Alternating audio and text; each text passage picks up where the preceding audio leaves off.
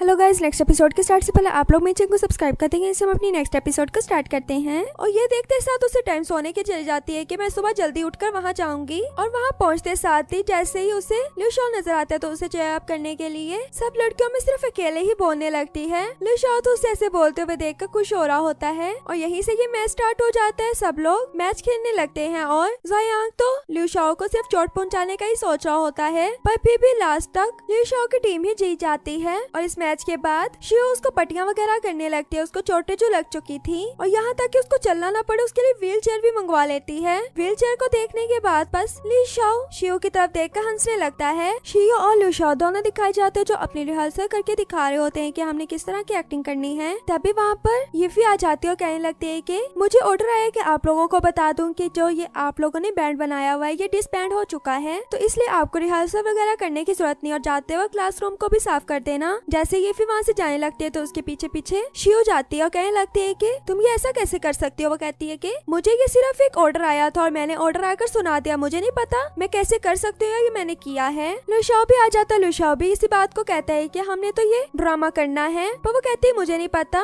और शियो अपने रूम में आकर एक चार्ट बनाती है, उसके ऊपर सबने थंब लगाने होते हैं ताकि हमारी क्लब को डिसबैंड ना किया जाए। और दूसरी तरफ शिशो दिखाया जाता है जो उसी क्लास में पहुंचता है जहाँ पर वो पहले रिहर्सल कर रहे थे, पर वहाँ पर कोई भी नहीं होता। ये देखकर वो थोड़ा सैड हो जाता है। इतने में पीछे से प्रेसिडेंट आ जाता है और उसे प्रेसिडेंट से पता लगता है कि उनका बैंड डिसबैंड हो चुका है। वो जल्दी से शियो को कॉल करता है। शियो कहने लगती है कि अभी मैं फ्री नहीं हूँ, तुमसे बाद में बात करती हूँ। वो कहता है कि अच्छा चलो ठीक है, मुझे तो पता लग गया है कि तुम्हारा बैंड डिसबैंड हो चुका है, पर लिशो तुमसे मिलना चाहता है तो वो इसी रिहर्सल रूम में तुम्हें मिलेगा। शियो तो उसकी बात सुनने के बाद वहाँ से भागती है उससे मिलने के लिए और दूसरी तरफ लिशो के पास पहुँचता है तो उसे भी जाकर यही कहता है कि शियो तुमसे मिलना चाहती है रिहर्सल रूम में। और लिशो जैसे ही उस रूम में पहुँचता है तो देखता है कि वहाँ पर तो पहले से ही शियो रिहर्सल कर रही है, उसकी वीडियो बनाने लगता है। शियो उसे देख लेते हैं और फिर दोनों एक दूसरे को कहने लगते हैं कि तुमने मुझे बुलाया था। दोनों फिर कहते हैं कि नहीं मैंने तो नहीं बुलाया। और फिर वो दोनों ड्रामे की बातें करने लगते हैं। शियो कहती है कि ये जो रोमियो और जूलियट वाली स्टोरी है ना, इसमें उन्हें उनका प्यार नहीं मिला।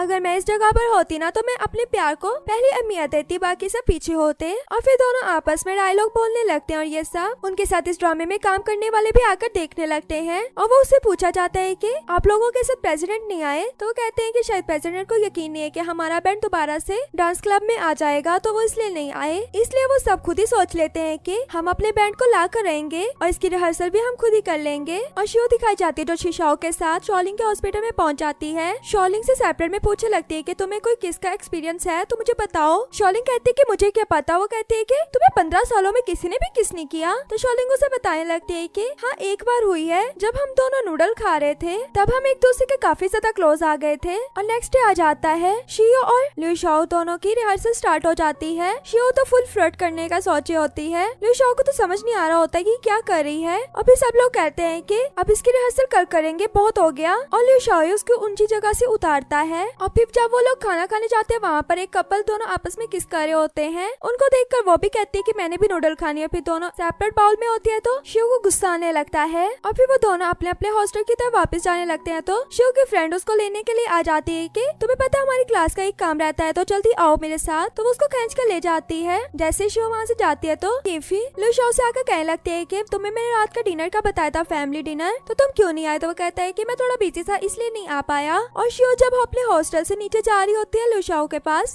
पास उतने टाइम में यिफी आ जाती है। यिफी आकर कहने लगती है कि मैंने तुम्हें कहा था ना कोई मेरा पीछा कर रहा है, मुझे लगता है अभी भी कोई मेरा पीछा कर रहा है। और जैसे वो दूसरी तरफ शियो को देखती है तो उसको देखकर लिशो को आई लाइक यू कह देती है और साथ में उसके बहुत ज्यादा क्लोज जाती है। शियो को तो लगता है कि दोनों ने किस कर ली। ये देखकर वो वहाँ से चली जाती है। दूसरी तरफ से शिशो भी देख रहा होता है, पर असल में तो यिफी ने उसके कंधे से एक बाल हटाया था, ये फिर करवाने के लिए मैंने किस की है। लिशो से कहता है कि मैं तुम्हारा सिक्योरिटी में जाकर बताता हूँ कि तुम्हारा कोई पीछा कर रहा है और दोबारा मेरे पास मत आना, बल्कि पुलिस वालों से जाकर बात करना। शियो जो ये सब देखने के बाद इतनी सैड होकर ड्रिंक पर ड्रिंक किए जा रही होती है। ड्रिंक होने के बाद शिशो उसको उठाकर घर वापस लाता है। और नेक्स्ट डे लिशो फिर से शियो से मिलने के लिए जाता है तो उसकी रूममेट्स उसको हाथ से गन बनाकर दिखाते हुए जा रही होती है। और फिर दूसरी जगह पे शियो से मिलने आता है तो शियो कहती है कि मुझसे दूर रहो और बाकी दोस्तें भी कह देती हैं कि यहाँ पर जगह नहीं है। फिर वो लास्ट में पता करने के लिए शिशो के पास पहुँच जाता है। शिशो पहले तो नहीं बता रहा होता। लिशो के बार बार पूछने पर शिशो उसको वही वाली पिक दिखा देता है जो यिफी के साथ होती है। ये देखकर लिशो वहाँ से जल्दी से भागते और उसकी क्लास में पहुँच जाता है जहाँ पर शियो होती है। शियो से बात करने की कोशिश करता है पर शिव को कोई मूड नहीं होता उससे बात करने का। क्लास एंड होने के बाद जब वो जा रही होती है तो लिu शाओ उसको आके कहने लगता है कि तुम्हें कोई ना कोई मिसअंडरस्टैंडिंग हुई है। देखो मेरा और यीफी का कोई भी बात नहीं है, बस यीफी मेरे पास जब आई थी तो वो इसलिए आई थी क्योंकि उसका पीछा कोई कर रहा था, तो मैंने उसे कह दिया कि तुम पुलिस से जाकर बात करो।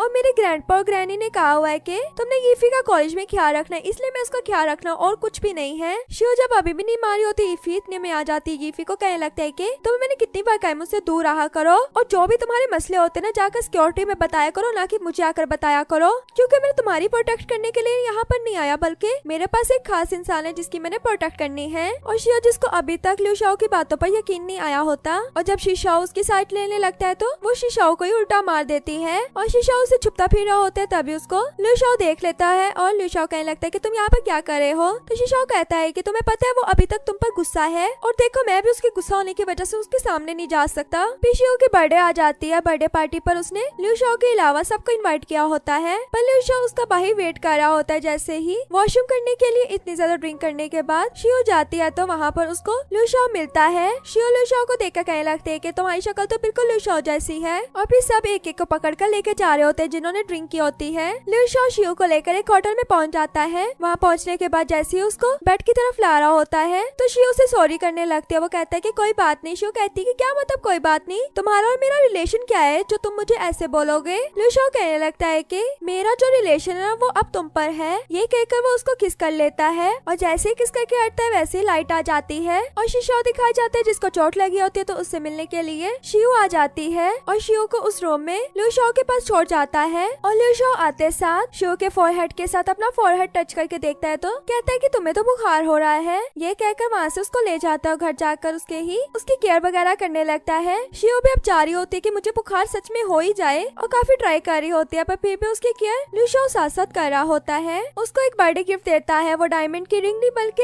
एक कार्बन होता है, और ये देने के बाद वो वहाँ से चला जाता है। और साथ ही साथ उसको ये भी कह के जाता है कि मैंने तो अपना आंस दे दिया, पर तुमने अब मेरे क्वेश्चन का आंस देना है। शिव को तो पता ही नहीं होता रात में हमारे दरमियान क्या हुआ था, तो उसको इस बात का भी नहीं पता होता उसने क्वेश्चन क्या पूछा है। शिशाओ से बाद में पूछने लगती है कि लिu शाओ ने मुझे कहा था कि मैंने उसकी क्वेश्चन का आंस देना है, तो उसका क्वेश्चन क्या है जो मैं उसका आंस दूं। तो शिशाओ कहता है कि रिलेशनशिप का क्वेश्चन होगा, और यही से हमें दिखाया जाता है कि वो दोनों एक्वेरियम घूमने के लिए जाते हैं। वहाँ पर शिव काफी ज्यादा रोमांटिक होने की कोशिश कर रही होती है, पर लिu शाओ जो रोमांटिक इंसान ही नहीं था वो कैसे रोमांटिक हो सकता था। फिर वो दोनों क्लब में आ जाते हैं। क्लब में ज़ोयांग उन दोनों को देख लेता है आए हुए, और जैसे ही शिव वॉशरूम के लिए जाती है तो ज़ोयांग उसके पीछे चला जाता है। वॉशरूम से निकलती है तो उसके साथ ड्रंक होकर बदतमीजी करने लगता है, कहने लगता है कि मेरी गलती क्या थी। शिव उससे जान छुड़वा रही होती है, चीखें मारी होती है, तो इतने में ज़ोयांग जब उसको किस करने लगता है तो लिu शाओ उसको बचाने के लिए आ जाता है, कहने लगता है कि तुम मेरी गर्लफ्रेंड से दूर रहो। ये कहकर शिव को वहाँ से ले जाता है, और यहीं पर हमारा ये पार्ट भी खत्म हो जाता है। वीडियो अच्छी लगे तो वीडियो को लाइक करना।